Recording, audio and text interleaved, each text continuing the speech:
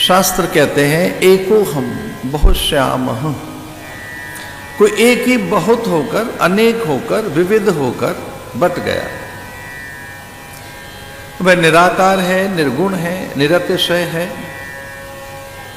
निरुपाधि है, पर कभी आकार लेने के लिए अपनी सत्यता प्रदान करता है और अनेक आकार बन जाता है। वो निराकार फिर साकार हो जाता है।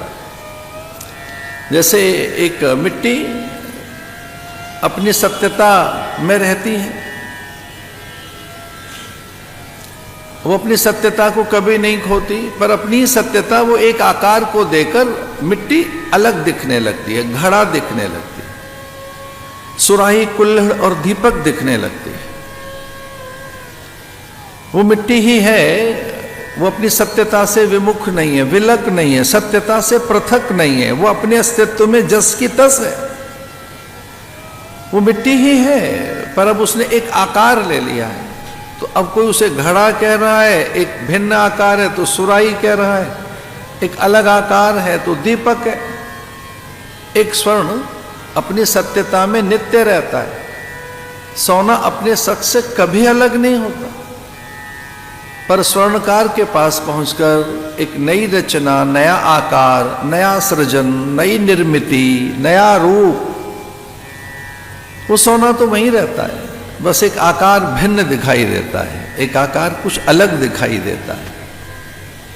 जैसा सोना वहीं की वहीं है, आकार से अलग दिख रहा है, आकार से कुछ भिन्न दिख रहा है, वैसे ही वो ब्रह्म वहीं है जस का तस, आकार से अलग दिख रहा है। मनुष्य, पशु, पंछी, परिंदा, वनस्पति, वो एक ही ब्रह्म कभी जल, अग्नि, वायु, वो एक ही ब्रह्म कभी भिन्न दिखता है। उसकी नित्यता से वो कभी विलग नहीं है, अपनी सत्यता से, अपनी सनातनता से, अपने सार्वभौम सच से वो कभी अलग नहीं है। इसलिए अज्ञान में ये कुछ अलग ही दिखता है, जगत भिन्न दिखता है। जब गहरा अज्ञान गहरा जाता है, हम अज्ञान आवेष्टित हो जाते हैं, हम अज्ञान से पूरे ढक जाते हैं, तब ये पराया दिखता है, दूसरा दिखता है, एक नया आकार दिखता है। ज्ञान में कोई दूसरा नहीं दिखाई देता। नेहना नास्ति किंचन, कोई दूसरा है ही नहीं। तत्त्वमसि, तत्त्वम असि, मैं ही हूं ये सब में।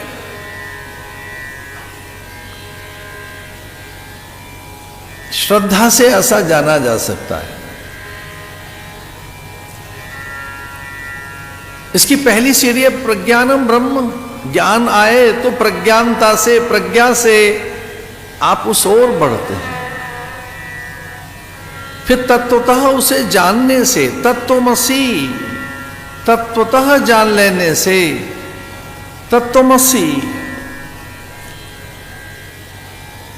अरे कुछ और है ही नहीं, अहम आत्मा ब्रह्म। और फिर अहम ब्रह्मास्मि, मैं वही हूं, शिवा केवलोस्मि, नित्योसी नित्योहम। अहम माने मैं, नित्योहम, अहम माने मैं। अरे मैं तो नित्य हूं, हां देह नित्य नहीं है। तो जब ज्ञान आता है तो आप अपने में से कुछ चीजों को अलग कर देते हैं और मना करने लगते हैं कि ये मैं नहीं हूं। मनोबुद्धि अहंकार चित्तानि नाहम, ना अहम। भगवत पादाचार्य, भगवत पाद भाष्यकार, भगवान आद्य गुरु शंकराचार्य कहते हैं, हमारे जो आद्य गुरु हैं वो कहते हैं ना अहम, मैं ये तो नहीं हूं। क्या? मनोबुद्धि अहंकार चित्तानि नाहम, मैं हूं ही नहीं है। न मैं त्वचा हूं, नख, रोम, कूप, नाड़ी, रक्त, रस, नासिका, भाल, कपोल, भुजा, वक्षस्थल, कुल, गोत्र, वंश, परंपरा, संप्रदाय, न मे जाति भेद, न मे जाति भेद। ये जाति भेद माने स्त्री पुरुष, इसको जाति कहते हैं। स्त्री जाति, पुरुष जाति। स्त्री जातक, कौन सा जातक है भाई? जाया क्या है? माने क्या जाया है? पुत्र या पुत्री, किसका जन्म हुआ? न मे जाति भेद। जाया माने क्या प्रकट हुआ? जन्म किसका हुआ? बालिका का या बालक का, पुत्र का अथवा पुत्री का? न मे जाति भेद।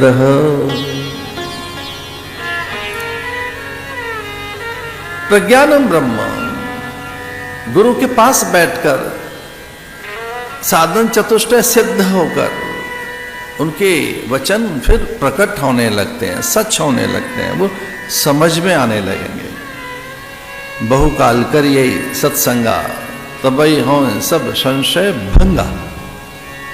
इसे दीर्घकाल और निरंतर श्रवण करने से, श्रुतियों का श्रवण करने से, वेद वचन सुनने से, शास्त्र वचन सुनने से, ग्रंथ के निकट बैठने से प्रकाश आता है। ग्रंथ में प्रकाश है भाई, ग्रंथ प्रकाशित करता है, ग्रंथ में उजास है, ग्रंथ में सत्य का प्रकाश है। ग्रंथ केवल पृष्ठ नहीं है, पन्ने नहीं है, वो किसी कागज के वर्के नहीं है, उनमें प्रकाश है, उनमें गुरुवाक है, उनमें प्रभु की सत्यता निहित है।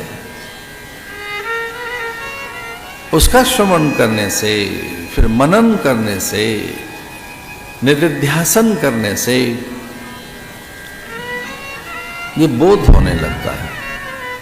वंदे बोधमयम नित्यम गुरुं शंकर रूपिणम। गुरु का अर्थ ये जो आपको बोध देगा। बोध माने यथार्थ का बोध, सत्य का बोध। गुरु माने या तो संत के पास बैठो या ग्रंथ के पास, महापुरुषों के पास, वहां प्रकाश है। सत्य प्रकाश को कहते हैं। प्रकाश में जीवन है, प्रकाश में आपको अपना अनुभव होता है।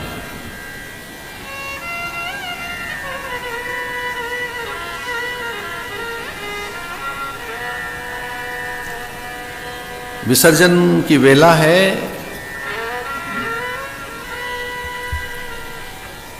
इहा गिच्छ इहा तिष्ठ वरदौ भव सुप्रसन्नौ भव, ऐसा कहकर आह्वान किया जाता है।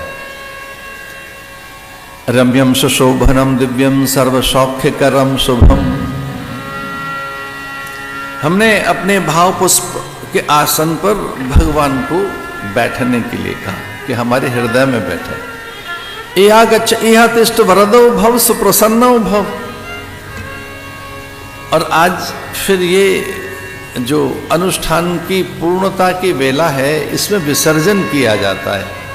गच्छ गच्छ सुरश्रेष्ठ पुनरागमनाय च। हमने जिन देवताओं को बुलाया था, अब उनका विसर्जन कर रहे हैं। पुनरागमनाय, और हाँ, दोबारा आइए। विसर्जन यहां का सच है।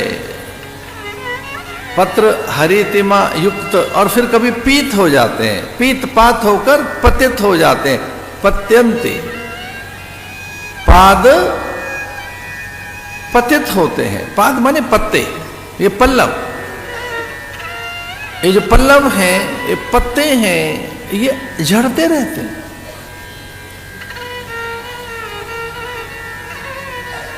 कोई हमसे कह रहा था, अरे पतित तो न कहो इन्हें, ये पूर्ण होकर झड़ रहे हैं। तो भैया ये कह दो पूर्णता को प्राप्त हो रहे हैं, पतित नहीं भी हो रहे, नहीं भी गिर रहे हैं, तो पूर्णता को प्राप्त हुए।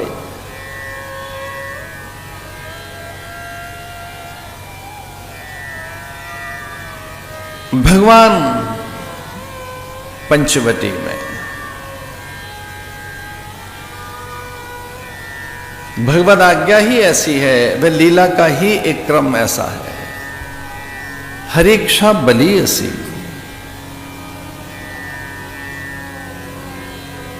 भगवान ध्यानस्थ हैं, स्वरूपस्थ हैं, आत्मस्थ हैं, स्वस्थ हैं अपने स्वरूप में।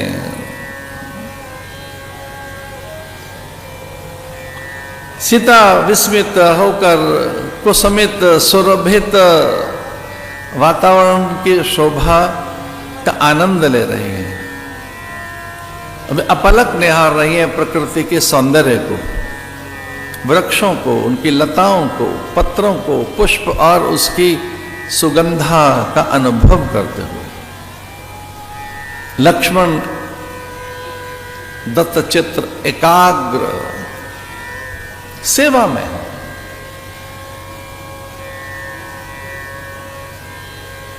रावण की बहन का परिचय आता है यहां।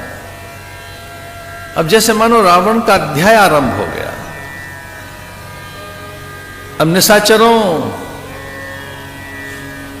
के अध्याय आरंभ हो रहे हैं, उन निशाचरों के आतताई, उन आक्रांताओं के, उन राक्षसों के क्रम में सबसे पहले जो प्रकट हुई पंचवटी में, उसका उल्लेख आता है।